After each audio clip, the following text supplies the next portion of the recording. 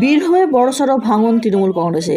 নির্বাচনের প্রাক্কালে তৃণমূল কংগ্রেস ছেড়ে বিজেপিতে যোগ দিলেন 155 জন।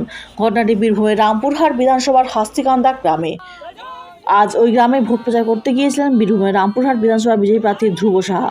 সেই সময় ওই গ্রামের প্রায় 150 জন একত্রিত হয়ে ধ্রুব সাহার বিজেপিতে যোগ দেওয়ার কথা জানান। ধ্রুব সাহা তাদের হাতে দলীয় পতাকা তুলে দিয়ে বিজেপিতে দলে যোগদান করেন।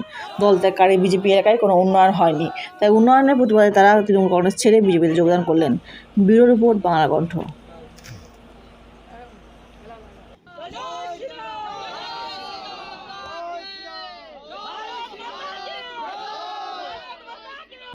কেন আপনারা এই তৃণমূলের যে অত্যাচার এর জন্য আমরা এখানে বিজেপি নেতা এলো, বিজেপি নেতার সাথে হাত মিলিয়ে আমরা যোগদান করলাম বিজেপি। কেন হাজারে হাজারে মানুষ ভারতীয় জনতা পার্টির সঙ্গে আসছে, মোদিজির চিন্তাধারায় বিশ্বাস করছে। ভয় নয়, ভরসা। ভারতীয় জনতা পার্টি ভরসা। বেকার যুবকের কর্মসংস্থান, মা বোনেদের নিরাপত্তা এবং সার্বিক বিকাশ, এই মন্ত্রকে কেন্দ্র করে সবাই বিজেপিতে জয়েন করছে। আজকে হস্তিকাঁদা গ্রামে 50 জন কার্যকর্তা 150 জনকে নিয়ে ভারতীয় জনতা পার্টিতে জয়েন করেছে।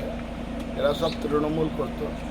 সনাতনীদের উপর অত্যাচার, এটা সহ্য করা যায় না, এই বলেই তারা ভারতীয় জনতা পার্টিতে জয়েন করেছে।